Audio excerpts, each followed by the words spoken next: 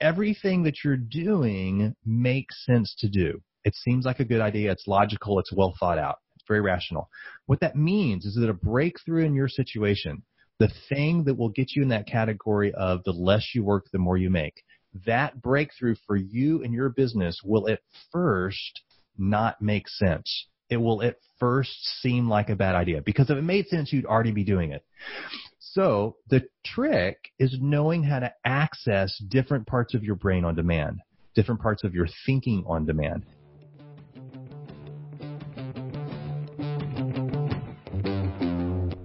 You're listening to Donnie Success Champions, where I believe everybody is on a journey. Life is all about the stories you can tell and teach later. You're going to hear the stories of people who have overcome hardships, failures in life to find success along their journey.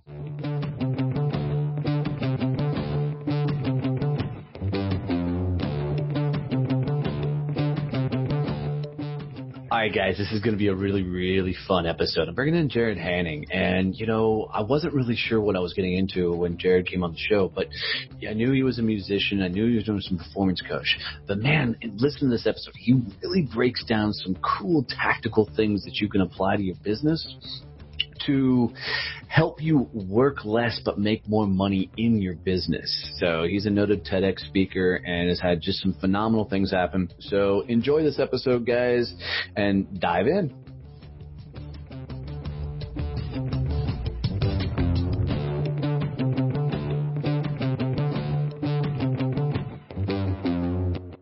All right, guys, this is going to be a fun show. I'm looking at Jarrod right now, and he's got all these instruments behind him, so I'm sure, and they're all different guitar-like things, so I'm sure we're going to have fun with that.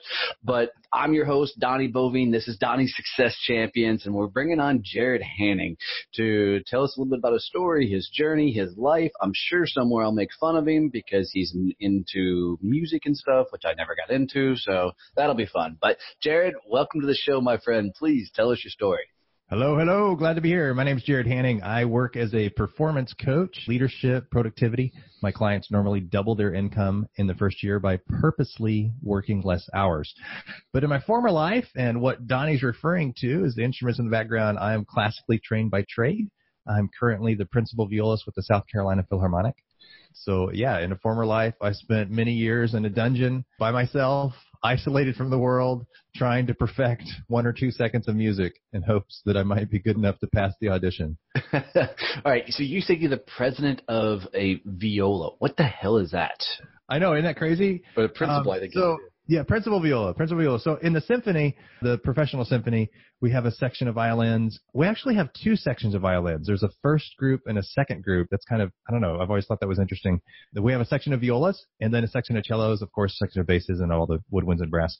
First chair is the denotion principal.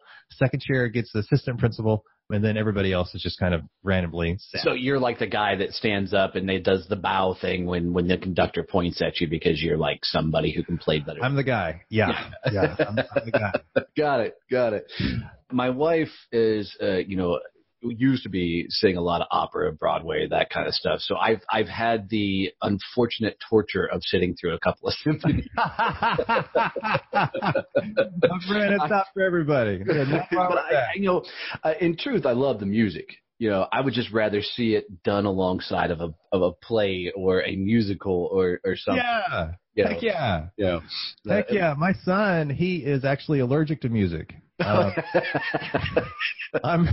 he was little, I would be like comping some chords on the guitar, and he would straight up pull the instrument out of my hands, hang it on the wall, say, "No, Papa, let's go outside and kick the ball." He is all sports. We're going to the basketball game tonight, as a matter of fact. So even your boy was like, "Dang, Dad's a geek." No, I'm kidding. That's right, man. That's right. Dad, no. Shut it off, man. Do it. That's awesome. So how long have you been playing in the instrument? Since you were, the toddler? I grew up in it my whole life. Probably started when I was 9, I think. So I've got 30 some odd years at this point. So when are you going to get good at it? Geez. Well, I don't know. By the time you're in high school, you start getting paid to play weddings. By the time you're in college, you start getting paid to play like church services and stuff like that. And by the time you graduate, you make a living at it. That's awesome. I commend you because not a lot of people are able to pull that off. You know, my nieces all play different instruments. I got a niece that's a little piano wizard. Oh, yeah. She can read music, but she's just one of those people that hears a song and then turns around and starts playing it. You know, I'm a guy that can't even play chopsticks, you know, that kind of thing. And if I sing, I sound like Scuttle off The Little Mermaid, so you don't. So how did a guy who grew up in music end up as a performance coach? That doesn't even compute for me. I know, isn't that strange? This is so strange. It could be just how I'm wired. I've been a Renaissance man my whole life. I'm just as comfortable with a rifle at 400 yards as I am a violin on stage.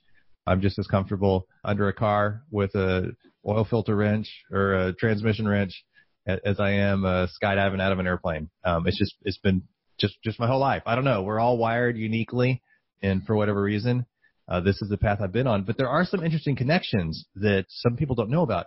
When you are involved in music, whether you're singing along with the radio in the car or tapping your foot at the concert or whatever you're doing when you're making music, in that moment, you're using more of your brain than any other time of your life. Your brain is just this fireworks show. And this contrasts with other endeavors. For example, sports performance. The higher level your body is performing as an athlete, the quieter your brain is. It almost enters a meditative state because the brain can't afford, or the body can't afford, to be soaking up glucose for muscles, and it has to go to the muscles, so it doesn't go to the brain. But music is the opposite. Your brain just is this fireworks. All these different processes are going on because you're having to do like logic and art and creativity and just all these contradictory processes.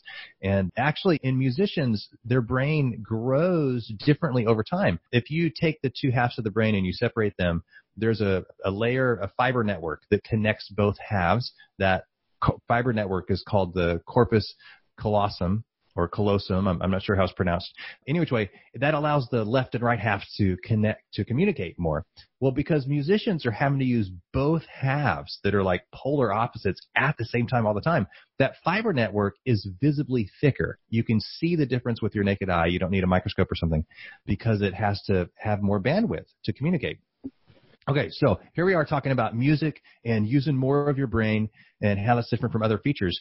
And the connection between that and the work I do as a performance coach is in any situation you're in where you might be tired of not having enough money or not having enough time, or you just keep hitting those same obstacles as you're trying to grow your business or whatever it is, there's three truths. Now, number one, you're doing already everything you can. Like, you're not a slacker. Pat yourself on the back. You're doing everything you can. You're out there hustling. You're working hard. You're grinding.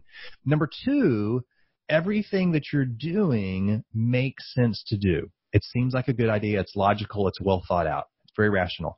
What that means is that a breakthrough in your situation, the thing that will get you in that category of the less you work, the more you make, that breakthrough for you and your business will at first not make sense. It will at first seem like a bad idea, because if it made sense, you'd already be doing it. So the trick is knowing how to access different parts of your brain on demand, different parts of your thinking on demand.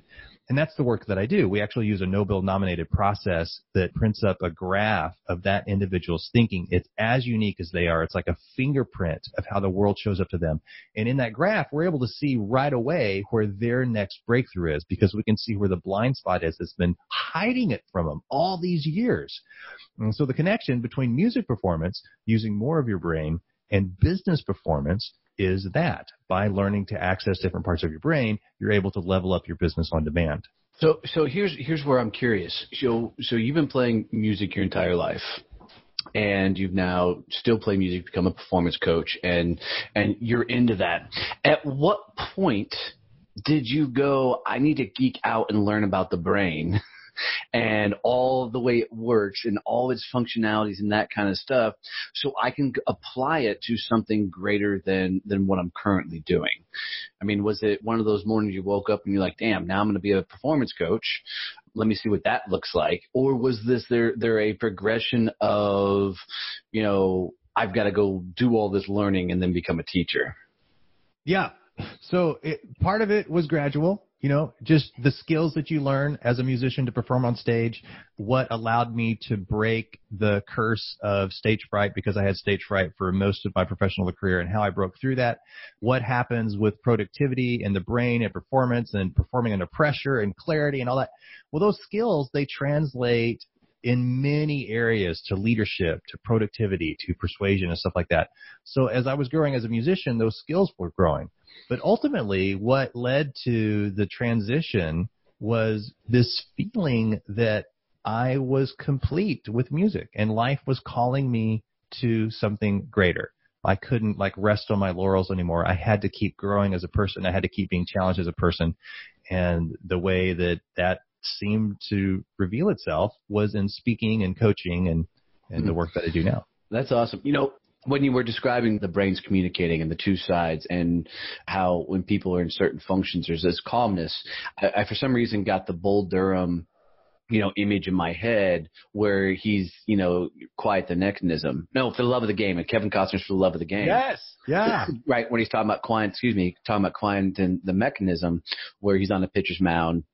And you can hear the crowds, screaming and yelling at him, you're a joke, you're a loser, and all this stuff. And then he says, quiet the mechanism, man, and everything just drops. And it's just him, the catcher, and the dude at the plate. I mean, it's a really, really cool visual when people are trying to tackle, their mindset issues. Is that kind of what you're talking about when you're working with people, is how to either get to that level, or are you more focused on how do they get different parts of their brain actually firing and functioning?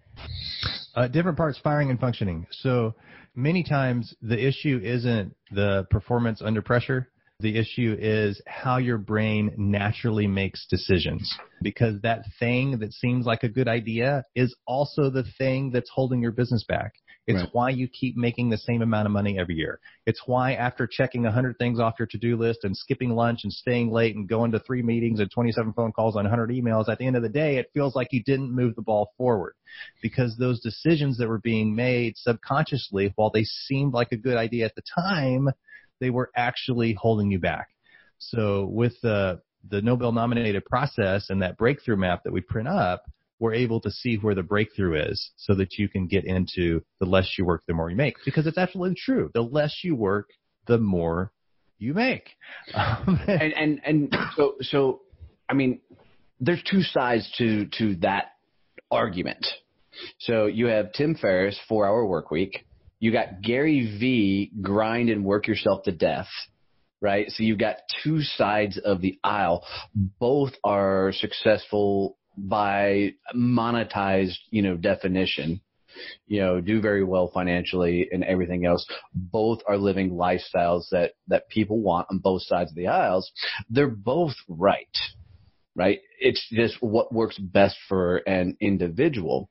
How do you compute to somebody who can't wrap their head around, I'm a guy who works a ton of hours, put in a ton of time to run a successful business. How do you take a guy like me that's more leans toward the Gary Vee style type of things and say, you've got to turn some of those things off to find greater success in your business and life? Well, it depends on what life is calling you to next. Some people, life's going great, and we don't need to change anything. Other people, they have this nagging sense that life is calling them to something greater, that there's something inside them that is not able to come out during the day because their day is being spent doing little things that somebody else should probably be doing. That isn't Gary Vee. No. What Gary Vee has done is delegated and outsourced and partnered with strategic partners to handle those tasks so he can only do the thing that he needs to be doing, which is having his face on my Instagram feed. Tim Ferriss did the same thing, by the way. Tim Ferriss wasn't saying don't hustle. He was just saying only hustle in your zone of genius and delegate everything else. Right.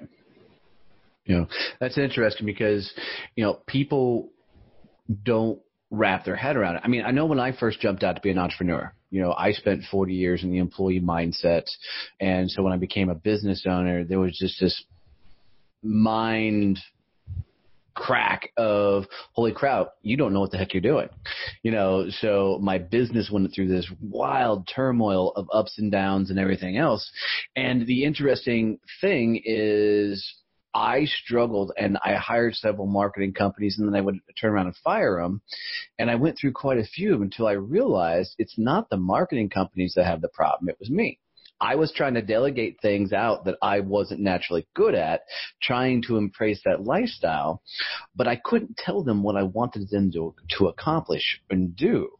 So then I went to the other side of that coin of now I'm outsourcing and now I'm struggling with the outsource because now I know I have to very specifically tell people what I need them to accomplish, and it's just easier if I take it on myself. So as an entrepreneur, I'm constantly in that game of, okay, well, I'll outsource this.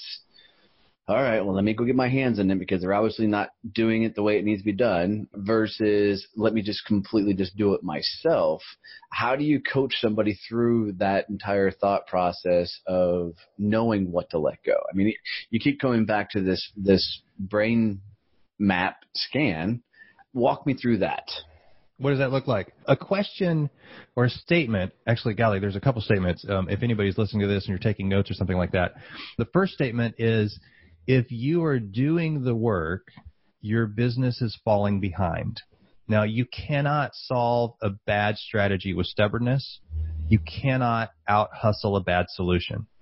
If you are the one who is implementing, if you personally are the one who's doing the emails and doing the design work and doing the consultation or doing the sales or whatever the task is that you personally are doing, in that block of time, it means that you didn't spend it building a system to support you, and you didn't spend it building a person to support you.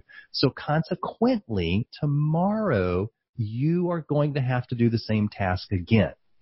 And that's why the business falls behind. You can't outwork that. Another way of looking at it is, if you look at the thing that you do the best, the making it rain task, whether it's networking, whether it's closing the sale, whether it's getting your foot in the door, making the connection, if you look at the things that you excel at that cause the business to grow, that cause that new contract to show up on your table, or that new client, or that new opportunity, the things that open the door for that are unbelievably high-paying things. It's the kind of thing where you know the numbers. If you get on the phone and you personally speak with the owners of 20 companies, one of them is going to hire you. You know that. Consequently, every person you speak to is worth $500 whether they say yes or no, because in the course of 20 of them, one of them is going to say yes, and that's worth $10,000. So you know the math on that. $500 is what your time is worth speaking to somebody. It's a very high task. Now let's look at the things on your to-do list. Most of the things on your to-do list can be outsourced for $10 an hour. What that means is you cannot $10 an hour your way to $500 an hour. You can't outwork that strategy. So the second statement, when we're looking at what to let go of, what to keep and what to let go of, is anytime you do the same task twice, you need to ask why. What is so special about that task that you are the only person that is qualified to do it? Now, I understand it might be sophisticated and you might have a certain genius that you bring to that part of the marketplace, or certain talent or certain skill that you spent your life developing. But as we look at things that seem impossible to delegate, and delegate is what allows us to reach more people and make a bigger difference. If you're doing it, you're being selfish. You're saying, I don't want to impact more people. So we've got to delegate. Eye surgery, for crying out loud. This is my favorite example of this. If you think of eye surgery, right? Somebody who has spent 15 years in postgraduate education to develop the skills needed to cut open a ball of Jell-O and thread and needle stitch a ball of Jell-O back together. As we think of eye surgery, for crying out loud, how specialized is that? There are eye surgeons in this country that are able to perform 40 to 50 eye surgeries in a day. And the way they do it is they have trained a technician, a 2-year technician, to make the incision, to sedate the eye, to pull out the old lens, because these are very low skill items. The only thing the eye surgeon's needed for is to drop in the new lens, because that's when all of the mistakes can happen. So he rolls in, drops in the new lens, jets to the next patient, and a technician stitches up the eye, and a technician. So if an eye surgeon can do that, surely you and I can do that with our emails and phone calls. No, I love that. That's a brilliant example, because I think, a lot of people struggle with, when delegation, I think in general people suck at delegation because nobody can do it as good as they can, is most of the problems that people run into. But the flip side of that as well, I think there's always that fear that it won't be done right. But you're throwing out there that the process being put in place is the key to making sure it's done right. How does somebody build the process? I mean, this is, a really cool thought process overall, but how does somebody build the process? I mean, I know hire you, but tactically, do they work backwards and re-engineer what they're working on? Or how do you build the process? Start throwing spaghetti against the wall. When somebody has that mindset of taking action and results are what matter, we've got to take action, we've got to results. When somebody has that mindset, they pride themselves on getting things done. The problem is their to-do list has more on it than they have time to get done. They've tried working harder and faster. At the end of the day, it feels like they didn't move the ball forward. And the reason is their mind is focused on looking for things to do, because that's where it gets its endorphin.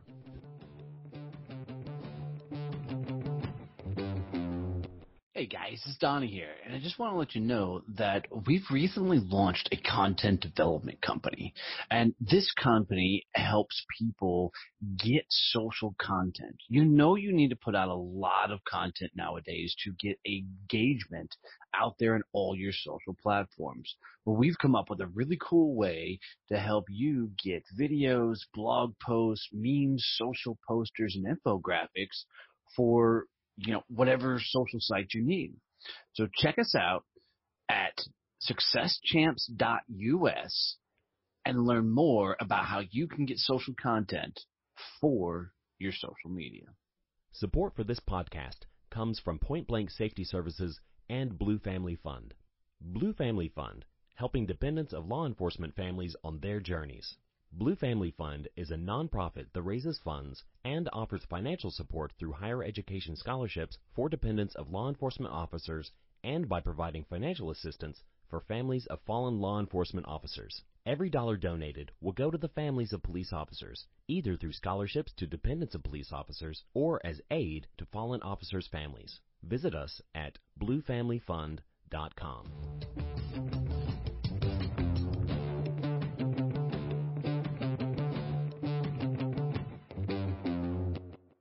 How do you flip the process, to answer your question, and build things to support you?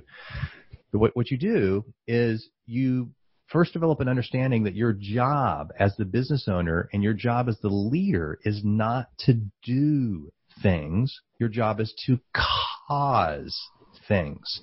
Your job is to build systems and empower other people. Build systems and empower other people. Now, what happens for that type A, driven, accomplished person is they write up an outline. Okay, I need these 3 things done. It needs to be done in this order. This is what success looks like when it's finished. They give that outline to somebody else, and it fails.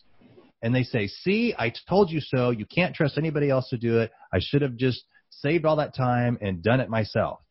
No. Your job as a leader is to go back to the system and test it again. Okay, well, maybe I put them in the wrong order. Okay, maybe I didn't spend enough time making sure this person understood. Okay, maybe I didn't hire the right person to be sure that they understood. They go back and keep massaging the system and the person until it sticks, because their job is to empower and cause, not to personally do. Now, the illustration here is the fire chief at the firehouse.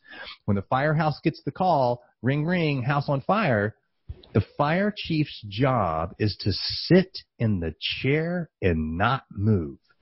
His job is to line up people, line up equipment, line up processes, line up backup plans, line up backup plan to the backup plan, line up if everything else fails plan. His job is to sit there and network and make calls and connections and processes and procedures. If the fire chief leaves the chair, gets in the truck, goes to the fire, he has just endangered the rest of the city.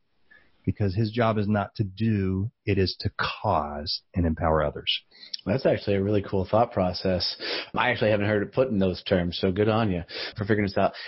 It's really interesting because, a lot of people talk about people, you have to evolve to a next level of yourself, which means you're always learning. And for guys like me that are the self-described type A's, we tend to challenge ourselves in arenas where there's big risk-taking, there's big, decisions, big things, but where I really lack is the smaller things, the process things, the things where I should be able to just hand it to you and you just figure it out stuff, right? That's where, I tend to not evolve. Because I'm like, well, you should just get it. I shouldn't have to tell you how to do your job. Just do your job, But that's a really interesting process of actually coming back and looking at it and thinking about it and going, okay, well, if you keep doing it, Donnie, the way you've always done it, then you are the definition of insanity. It's time to evolve that portion of that process. That's really cool. Do you think this all stemmed because of your tenacity to perfect the instruments? I mean, just hearing about you sitting in that lonely, dark, dank, but I mean, really that time you spent tweaking one or two chords so you could be the guy in the seat in the orchestra type thing. Do you think that's where all this really came from to get you to this elite level? I think as entrepreneurs, you and I are wired the same in that we have a passion and we go all in, probably too all in to our own detriment. We got to learn everything about it and we got to be the best at it we can and keep growing and love challenge. And so in music, it was that. It was a mental illness. I couldn't put it down. I couldn't stop if I had to. Music got to be a financial illness as well as I started teaching and trying to make a living in music. And I was so frustrated because it just felt like I didn't have enough money. I didn't have enough time. I was so frustrated. So I went off into other things. I'd like go off into real estate or go off into construction. And of course, I'd experience the same thing there. And I'd come back and finally I realized, wait a minute, it's not music, it's me. Right. So I stopped blaming music and it's like, okay, wait a minute. If I was a business owner, how would I do music differently? And if you are in any field, I want to share with you the 3 things that allowed me to work 20 hours a week as a musician and make over $100,000 a year, because you could apply these 3 things to your business as well. The first thing I did was I stopped teaching one-on-one and I started teaching one-on-many. Now, some people do this in music with video lessons, with writing music materials, with doing group lessons, that kind of thing. I decided to do it like a doctor visit. When you go see the doctor, he doesn't check you in, he doesn't schedule you, he doesn't hear where it hurts, he doesn't weigh you. The nurse tells him all that. He just comes in and goes, stop doing this, start doing this. Call me next month. And he leaves. Okay, right? Because that's all he's needed for. So as a musician, I would have my students lined up down the hallway. They don't need me to tune or help tune or get their instrument out or warm up or anything like that. I just pop in. Okay, stop doing it like this. Start doing it like this. Here's an example. I'm going to come back and check on you in 10 minutes and be sure that you got it. And then I go to the next student. So I could teach more than one person at a time. That one change allowed me to reach more people, make a bigger difference, and instantly doubled my instruction income. Okay, the second thing I did was I stopped sending the people that were coming to me with their money down the road. They'd say, oh, we've got this extra money. Where should I take it? And I would say, oh, don't give me your extra money. Go down to the store and give it to the music store. Well, I stopped that madness. I filled out and spent the 15 minutes to get a retail license. I called up the music distributors, said, hey, I've got a small shop. I want to carry your stuff. They said, great. Now the students come to me, they say, hey, we've got some extra money. Where should we take it? And I say, I happen to have what you need right here. So we stopped that cycle. I opened up a new avenue, a new income stream. The last thing I did was I stopped playing gigs and I started booking gigs. By booking gigs, there's no limit on the number of people I can reach or hire, but by playing gigs, I can only play one at a time, right? So those three things open everything up. Now, let me give you an example of what that looks like for somebody's particular trade, whether they are a gunsmith or a painter or a potter or a carpenter or whatever it is.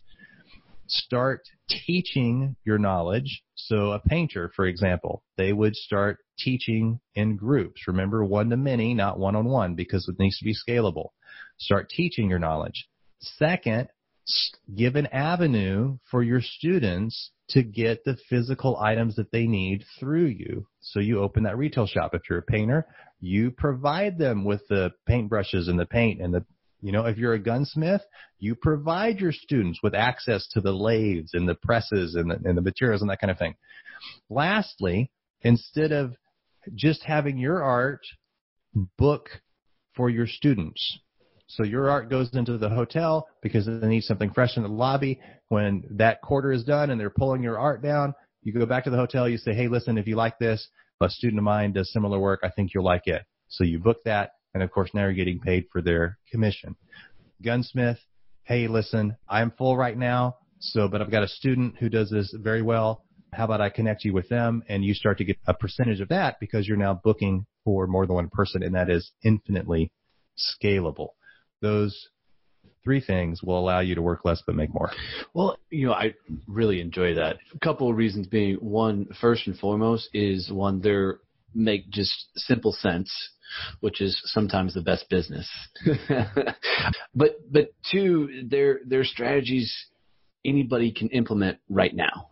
Right now. And a lot of people talk in theories, and I love the fact that you've come with really tangible tactical advice because, I think a lot of people hit this title of coach, speaker, and everything, and all they want to do is speak about passion and theories and things like that. Like, not many people give actually tactical things that people can apply to their business. So that's really cool. The one thing that as I was listening to you go through those, and I was thinking about my business, I can see one of the struggles people are going to have in putting that together is, what if I do a service? What if I, as a coach, I always jokingly tell people that I sell air, at the end of the day, right? So if people are like me and we're not teaching, I do teach podcasting, right? I do that, and I love it, and I'm actually going to take some of your advice from this and see if I can't get some distributors lined up to sell the podcasting gear and stuff, because I hadn't thought about that avenue. So well played. But, how do people who sell air services, how do they find these tangible additional things or different revenues that people can purchase from them to work less and make more? Are we talking about like consulting services or consulting services? It could even be, I sold basically printing services, for once upon a time. I was part of franchise sales. So there was a tangible thing there, but if I sell franchises, what additional things could I put in play to get more revenue streams coming in? Because I sold a franchise, that. Excellent. Okay, great. You'll find some cases of these on YouTube, just as I talk through them. So there's guys that they do very, very well in roofing sales, partially because some people don't know this, but when you sell a roof to a homeowner, 9 times out of 10, the homeowner isn't paying for it. It's their insurance company that's paying for it. It's almost like the homeowner got a free roof. And so the roofing sales guy, their job is just to connect the insurance company with the insurance adjuster to say, hey, we need a roof or we don't. And the homeowner is like, it's an incredible opportunity. It's a win-win for everybody involved. Anyway, so there's guys that are absolutely killing it, making millions of dollars a year in roofing sales because it's so freaking easy. Well, they don't just knock on doors and ask Mr. Homeowner if they'd like a free roof. They also have a YouTube channel where they teach what's working for them to other people who are knocking on doors and start to get paid that way. So other people who are knocking on doors can call them up and hire them for coaching, can come to their seminar that they host once a year, can download their sales script that they use or whatever it is, so they can get paid because they're teaching what they're doing. If you sell a business, if you sell a franchise, Well, for crying out loud, how can I pay you to learn how you made that transaction, how you got the contact, how you got your foot in the deal, how you closed it, how you overcame the objections? How can I learn how you did that in the franchise space? So that's one, getting paid for that. Two, when you sell a franchise or you sell a roof to somebody, in the case of roofs, somebody gets a brand new roof. Well, what else do they need? You got a brand new roof. You can't have ugly ass gutters attached to your house with a brand new roof, so they're going to need new gutters. What else do they need? Well, you can't have like ugly ass windows and siding with these brand new gutters, so they're going to need windows and siding. Okay, what else do they need? Like, we just package it together. Somebody buys a franchise. What else are they going to need? Well, gosh, you can't operate a new franchise if you still have this old mindset of trying to do everything yourself. So you're going to need some productivity coaching. Okay, well, you can't operate a franchise if you are a jerk for a manager and nobody wants to work for you. Okay, so we need to connect you with our super duper magnet personality coach. You can't operate a franchise if you don't know how to do a business plan and get a job for the loan. So here, how about you download for $97 my done-for-you business plan kit? What other things can you package with it that they're going to need? That's awesome. And I really encourage people that are listening to this to go back that up about 2 minutes and re-listen to that part, because he just broke down several ways that you can right now go add revenue streams to your business and things that you're doing. And how often do you sit and geek out about things like this, of thinking about, out of the box, ways that companies can work less and make more money? Because some of that you may in the moment have just pulled out and answered for me, but some of that you already had that ready and locked and loaded. Locked and loaded, baby. So how often are you sitting around going, how can I help my people more, and get more revenue streams, work less? I mean, is that something that you're fiddling with your own process as hard as you fiddled with the instruments? That's what I'm trying to get. Oh yeah. Well, it's the mental illness. Like, you can't shut it off. You're going to bed at night and ideas are coming. How else can we serve? Right. But also because it's the thing that you enjoy. You're reading books, you're learning from other people, you're learning from podcasts, hopping on, Success Champions, learning from some of those people. It's the water you swim in after a while. I bet you've got some great stories, man. Oh, yeah, all day long. I mean, and I tell everybody, my best business decisions or the best creations in my business have come at a 3:30 in the morning wake up. Heck yeah. You're dead asleep and, and all of a sudden a light bulb goes off in your mind, you explode and you go, holy crap. There's right. And that's because, as entrepreneurs, you have to live, eat, and breathe this, right? And that's why, everybody talks about people got to work in something they're passionate about. Don't turn your passion into the work, but be passionate about it and then turn it into work. If that makes sense. Because you're going to spend more time in that than any other endeavor you're going to do. So you've got to be able to, literally, as I tell everybody, you've got to be able to geek out about it. And if you can't geek out about it, then you're not going to come up with all these cool ideas and things like you've built so far for your business and what you're doing in performance coaching. Where do you think all this is going to take you? I mean, you're doing some really, really cool things, and total props for how you break it down on a very tactical level so people can apply it to their business. I really just appreciate that about you. Are you going to go be the next big guy on stage? And, if you are, can you walk out on stage with your viola and play a song as your intro as you're walking out? Or where do you think this is all taking you? Well, that last part I actually do now. I did a TEDx years ago. So I've come to do several of them since then. But the very first one I did, I was like, hey, listen, I have this idea I'd like to share about how the brain makes sense of language and how it makes sense of music, because I think there's some insights that are kind of meaningful for our lives. And they said, okay, we love your topic, we love your idea, but the problem is we've already booked another TEDx speaker who is an actual brain scientist. And so we kind of feel weird having two people talking about the same thing. So let's let the brain scientist talk about that, but we still want to use you. So would you be willing to play and then we'll just put slides behind you with your connection about language and emotion and music. It's like, okay, sure, I'll go and play. That ended up being TEDx Editor's Pick of the Week globally, like worldwide. It ended up being a very meaningful motion. I mean, I had people crying in the audience. It was just very emotionally impactful to experience. So now whenever I go speak somewhere, whenever I'm doing a leadership conference or a performance conference, sales conference, something like that, I'm able to open by bringing my instrument, playing, having the slides in the background, and you can feel the shift in the room as their brains get it and something unlocks, and we now have the opportunity to get them some skills and some training so they can have that breakthrough, start to work less, but make more. So I do bring that with me. I love that because, everybody can hear a certain song and it will take them to a different place. I mean, whether it's a movie score, whether it's something, their first date, maybe a certain song played, but music will completely help people transcend, a current state of mind, similar to smelling different foods or like for me, I got this weird thing that if I get a certain smell in the morning when I walk outside, I'm instantly taken back to Marine Corps boot camp because that just brings back all the senses. But music does the same thing for people is when you hear, like for me, I hear the first few notes of like a Harry Potter movie. And I'm instantly at Hogwarts, man. I'm just like that whole thing, right? Even some symphony things or, anything else, they constantly take you to different places.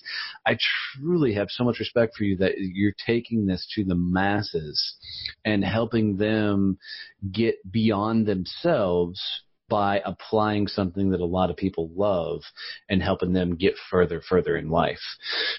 Let's do this, man. How do people get in touch with you? How do people reach out and geek out with you over all this stuff? Well, what I'd like to share is if you have any interest in what's causing my clients to double their income by working less, if you have any interest on why the Nobel Nominated process gives them that breakthrough that they haven't been able to get on their own besides working harder and, pulling their hair out and struggling, I'd just like to share some case studies you could get for free. And the case studies will show like what was the breakthrough in their thinking? What did that thinking pattern look like on paper? How did that apply to their business? How did they, in one case, I've got a case study where she tripled her income. Got another case study where he doubled his income. Got another case study where she realized that difference between $10 an hour and $5,000 an hour. So I'll share those case studies with you. You can go to mindsetcall.co. Mindsetcall.co. You can get access to those case studies and just start to apply some of that stuff in your own life and see if you notice the difference it makes and you find yourself working less but making more, reaching more people, making a bigger difference, and feeling a little bit less chaotic in the process.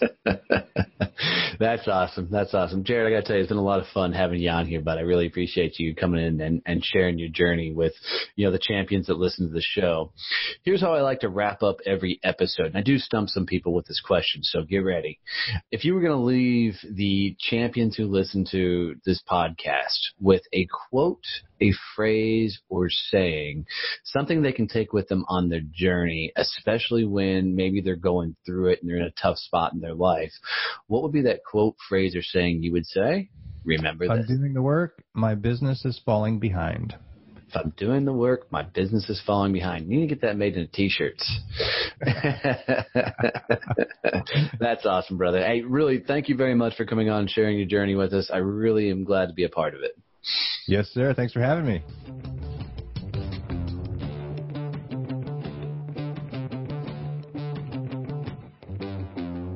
Thanks for listening to Donnie's Success Champions podcast. If you'd like to hear more about our current guest today, or if you'd like to hear stories from our other guests on the show, come hang out with us on our website at successchampspodcast.com. I really appreciate you tuning in. If you need to reach out to me for any reason, you can catch me at Donnie@DonnieBoivin.com.